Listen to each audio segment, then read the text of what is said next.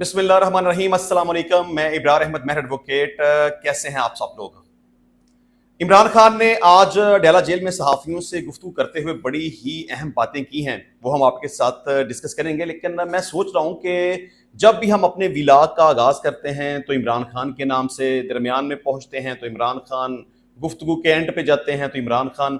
मतलब हम पूरे पाकिस्तान का अगर सोशल मीडिया देखें, इलेक्ट्रॉनिक मीडिया देखें, प्रिंट मीडिया देखें, तो सारी की सारी गुफ्तगू का महवर सिर्फ और सिर्फ इमरान खान होता है। हालांकि वो सरफेस के ऊपर मौजूद नहीं है, मतलब कि वो तो जेल के अंदर मौजूद है।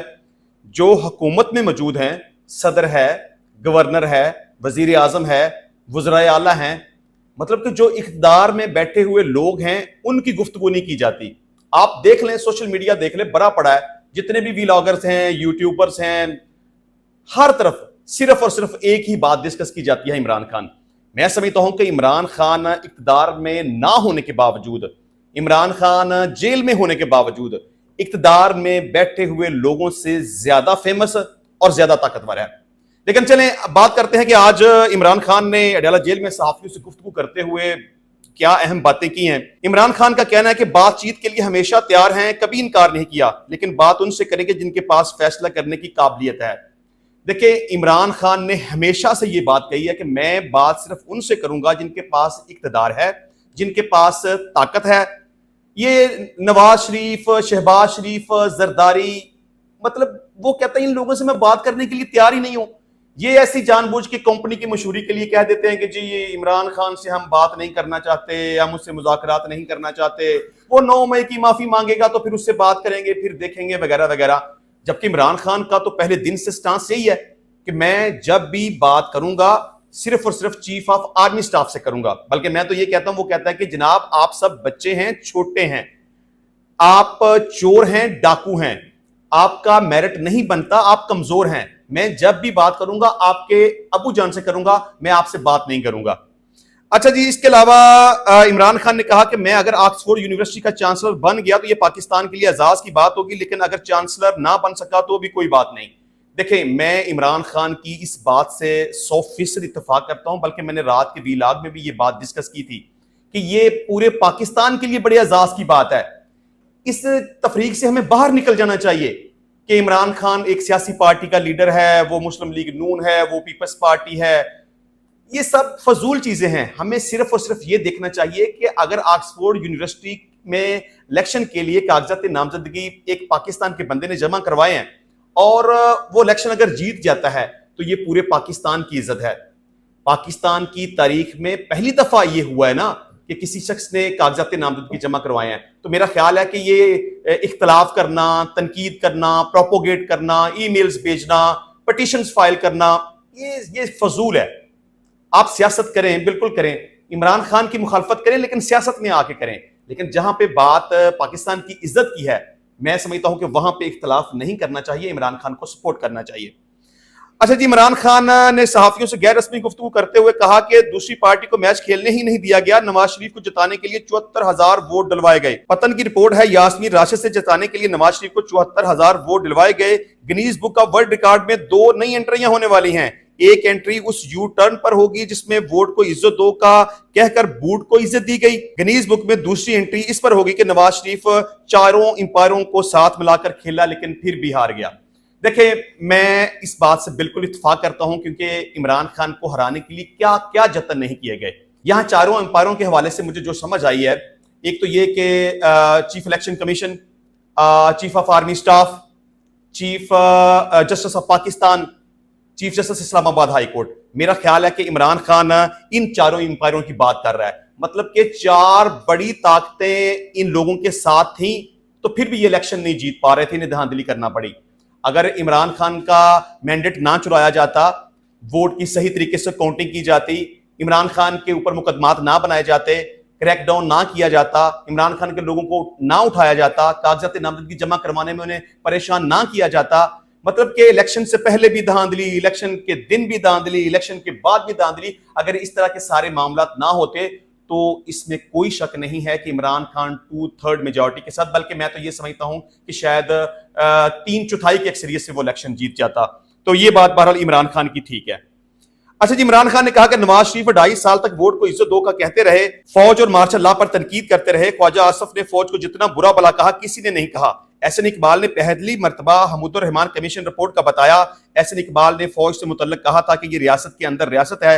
एहसन इकबाल ये भी कहते रहे कि पाकिस्तान म्यांमार बनने जा रहा है। देखिए इमरान खान साहब, यहां मैं आपके ऊपर तनकीद करूंगा क्योंकि ये सिर्फ पाकिस्तान मुस्लिम लीग नून का वतीरा नहीं है, ये सिर्फ पाकिस्तान पीपल्स पार्टी का वतीरा नहीं है, ये सिर्फ MQM का वतीरा नहीं है, ये पाकिस्तान तहरीक इंसाफ का भी वतीरा है। मतलब कि जब आप इक़्तिदार में होते हैं उस वक्त आपके फौज के साथ बड़े ताल्लुकात अच्छे होते हैं, आप उनको जी सर जी हजूर कहते हैं और अपनी हुकूमत चला रहे होते हैं। लेकिन जब आप इक़्तिदार में नहीं होते उस वक्त आपको पता चलता है कि फौज की सियासत में कितनी बड़ी मुदाखलत है। ये सिर्फ फौज को मुस्लिम लीग नून ही बुरा भला नहीं कहती, उसने सिर्फ फौज के ऊपर इल्जामात नहीं लगाए, वही सिर्फ तनकीद नहीं करते।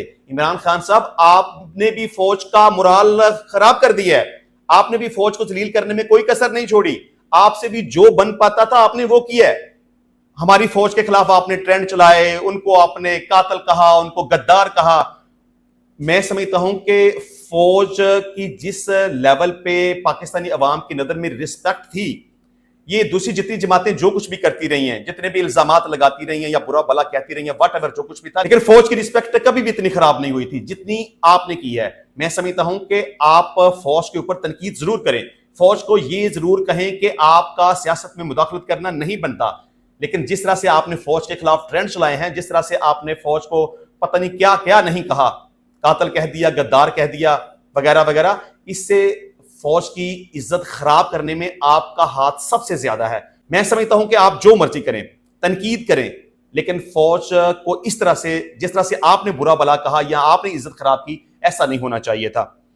अच्छा जी, इमरान खान ने कहा कि मुझे अगवा करने का जिसने हुक्म दिया और जिसने CCTV फुटेज गायब की, 9 मई की साजिश उसी ने की है। 9 मई खत्म हुआ तो उसकी हुकूमत और सियासत दोनों खत्म हो जाएंगे। जमहूरियत की बातें करने वाले बूट के आगे लेट गए हैं। 9 मई की तहकीकात करनी है तो इसके लिए जुडिशल कमीशन बनाया जाए। हमारे 9 सितंबर के जलसे के 3 मकासद हैं। चले, जलसे के मकासद तो हम बाद में डिस्कस करते हैं, लेकिन यहां पर इमरान खान की बात से मैं इत्तेफाक करता हूं, वो सही कहता है। देखें, आप ये कहते रहे कि इमरान खान ने 9 मई किया, इमरान खान ने 9 मई करवाया, इमरान खान ने साजिश कर दी, इमरान खान ने जलाओ गिराओ तोड़ फोड़ सब कुछ करवा दिया। ये बात गलत है। आप सिर्फ इल्जामात ना लगाएं, आप इसको साबित करें। अगर इमरान खान ये बात कहता है ना कि 9 मई के साथ मेरा कोई तल्लुक वास्ता नहीं है, ये मेरे खिलाफ साजिश हुई है, मेरे खिलाफ प्लानिंग हुई है, ये सब कुछ फौज ने करवाया, व्हाटएवर जो कुछ भी है, अगर इसके ऊपर एक जुडिशियल कमीशन बना दिया जाए तो इसमें क्या बुराई है, क्या कबाहत है? जुडिशियल कमीशन बनना चाहिए, जो भी हकीकत है वो सबके सामने आनी चाहिए। अगर इमरान खान गलत है तो इसको साबित करें, उसको प्रोसिक्यूट करें, उसको सजा दें। लेकिन अगर वो गुनाहगार नहीं है तो फिर उसको छोड़ना चाहिए और जिसका कसूर है उसको सजा मिलनी चाहिए।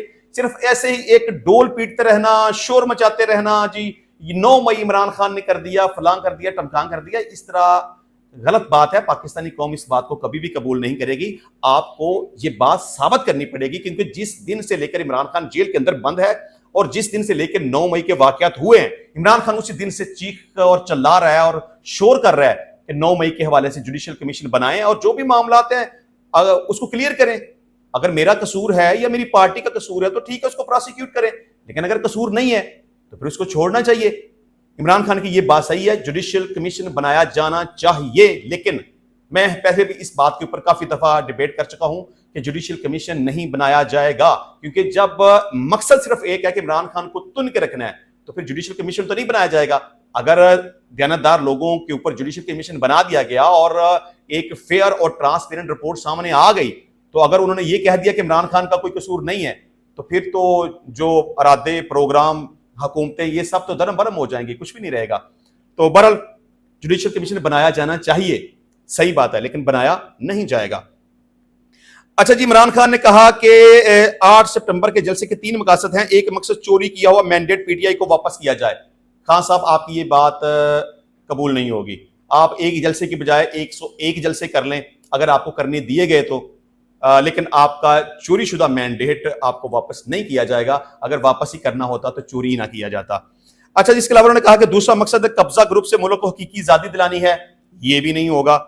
तीसरा मकसद मुल्क में आजाद अदलिया है। काजी फायद ईसा को लाने के लिए अदलिया पर हमला किया जा रहा है। देखें, आपकी ये बात सही तो जरूर है, लेकिन इसके ऊपर भी अमल नहीं होगा, क्योंकि चीफ जस्टिस काजी फायद ईसा के बारे में वो कहते हैं ना, हुकूमती जमातें कह रही हैं कि नहीं जी, चीफ जस्टिस को हम कोई एक्सटेंशन नहीं दे रहे, वो इज्जतदार बंदे हैं, वो एक्सटेंशन लेने के हक में नहीं है। अच्छा देखें, एक तरफ कहते हैं वो एक्सटेंशन लेने के हक में नहीं है, और दूसरी तरफ ये भी साथ कह रहे हैं कि वो कहते हैं कि ठीक है जी, अगर जजेस की मुद्दत मुलाजमत में तोसी करनी है तो वो आप कर सकते हैं, वो बात सही है, इससे सबका भला हो जाएगा, सबका फायदा हो जाएगा, लेकिन मैं एक्सटेंशन नहीं लेना चाहता। देखिए, ये दो तरफा बात है ना, मतलब कि कान को इधर से पकड़ लें या कान को इधर से पकड़ लें, बात एक ही है। अगर जजेस की मुद्दत मुलाजमत में तोसी हो जाएगी तो फिर भी चीफ जस्टिस काजी फायद ईसा का भला हो जाएगा। आप ये समझ लें कि एक तरह से उसको एक्सटेंशन ही मिल जाएगी। अच्छा, जिसके अलावा राना सनाउल्लाह साहब कहते हैं कि चीफ जस्टिस को एक्सटेंशन कबूल नहीं, वो कहते हैं सबकी उम्र की हद बढ़ा रहे हैं तो फिर ठीक है, हमारे पास नई तरमीम के लिए नंबर पूरे नहीं, और अगर पूरे हुए तो तरमीम हो सकती है। ये पार्लियामेंट का इस्तेहकाक है, लेकिन मुश्तरका इजलास में आईनी तरमीम नहीं हो सकती। देखें, इसके ऊपर मैं अभी पहले भी बात कर चुका हूं कि मतलब कि कान को इधर से पकड़ लें या कान को उधर से पकड़ लें, बात एक ही है। चीफ जस्टिस के बारे में आप जितना मर्जी कहें कि वो बड़ा अच्छा आदमी है, वो बड़ा ग्रेट बंदा है, वो अपनी एक्सटेंशन नहीं चाहता, वो कहता है कि जी नहीं नहीं, अगर उम्र बढ़ानी है तो आप वो जजेस की उम्र मुलाजमत बढ़ा दें, लेकिन मुझे एक्सटेंशन नहीं चाहिए। तो भाईजान, मुद्दत मुलाजमत आप उनकी बढ़ा दें या उसकी एक्सटेंशन कर दें, बात तो एक ही है ना, इसमें क्या फर्क है। तो मैं समझता हूं कि एक्सटेंशन डायरेक्टली नहीं बढ़ाई जाएगी, इससे शायद ज्यादा कबाते हैं या इसके ऊपर ज्यादा तनकीद की जाएगी, लेकिन जजेस की मुद्दत मुलाजमत जरूर बढ़ाई जाएगी, क्योंकि चीफ जस्टिस काजी फायद ईसा के बगैर ये नहीं चल सकते। जब तक चीफ जस्टिस साहब यहां पे मौजूद हैं उस वक्त तक ही ये गवर्नमेंट है। चीफ जस्टिस काजी फायद ईसा साहब अगर चले जाते हैं, उनकी मुद्दत मुलाजमत खत्म हो जाती है, तो नए चीफ जस्टिस साहब आके अगर जुडिशियल कमीशन बनाएंगे, इलेक्शन खुल जाएगा, तो फिर तो ये हुकूमत ही नहीं चल सकेगी। तो लिहाजा मैं समझता हूं कि बराह रास्त एक्सटेंशन तो नहीं दी जाएगी, लेकिन जजेस की मुद्दत मुलाजमत में तोसी जरूर कर दी जाएगी। अच्छा जी, इसके अलावा खैबर पख्तूनख्वा हुकूमत की मशीर मिसाल यूसुफजई को काबीना से डी नोटिफाई कर दिया गया। अच्छा जी, मिसाल यूसुफजई के बारे में ये कहें कि जब बंदा अपनी औकात से बाहर निकलता है ना, या ये समझ लें कि थोड़े में कुछ ज्यादा आ जाए, आप समझ गए मेरी बात में क्या कहना चाह रहा हूं, वो अपनी औकात भूल जाता है, फिर वो ऐसी ऐसी हरकतें करना शुरू कर देता है कि जो फिर उसको नहीं करनी चाहिए, और अगर वो पकड़ा जाए तो फिर उसका यही इलाज होता है जो मिसाल यूसुफजई के साथ हुआ है। अच्छा जी, अब मिसाल के खिलाफ क्या इल्जाम लगाए गए हैं वो मैं आपको बता देता हूं। खैबर पख्तूनख्वा हुकूमत के मशीर बराए समाजी बहबूद मिसाल यूसुफजई को सूबाई काबीना से डी नोटिफाई कर दिया गया है। सूबाई हुकूमत ने समाजी बहबूद की मशीर मिसाल यूसुफजई को डी नोटिफाई करने की समरी गवर्नर फैसल करीम कुंडी को भिजवा दी। मिसाल यूसुफजई पार्टी के मरकज में ज्यादा मसरूफ होती थी, जिस पर सीनियर क़यादत को तहफ़्फ़ुज़ात थे, और इस हवाले से इमरान खान को भी आगाह किया गया था। गवर्नर खैबर पख्तूनख्वा ने भी तस्दीक की है कि सूबाई मशीर मिसाल यूसुफजई को काबीना से डी नोटिफाई करने की समरी गवर्नर हाउस को मसूल हो गई है। गवर्नर खैबर पख्तूनख्वा फैसल करीम कुंडी का कहना है कि सूबाई मशीर को डी नोटिफाई करने की समरी के हवाले से कानूनी पहलुओं का जायजा लूंगा। अच्छा जी, मिसाल यूसुफजई सूबे को छोड़कर मरकज में ज्यादा रहती थी, वो हर जगह पर बुशरा बीबी का नाम इस्तेमाल कर रही थी। मिसाल यूसुफजई की बतौर मशीर महकमा समाजी बहबूद कारकर्दगी भी गैर तसल्ली बख्श थी। पीटीआई के सीनियर रहनुमा शौकत यूसुफजई का भी इस हवाले से कहना था कि मिसाल यूसुफजई की ना काबीना में कारकर्दगी थी और ना ही पार्टी का कुछ फायदा दिया गया। तो अगर किसी बंदे की इस तरह की हरकतें हों तो फिर उसके साथ इसी तरह का सलूक किया जाता है।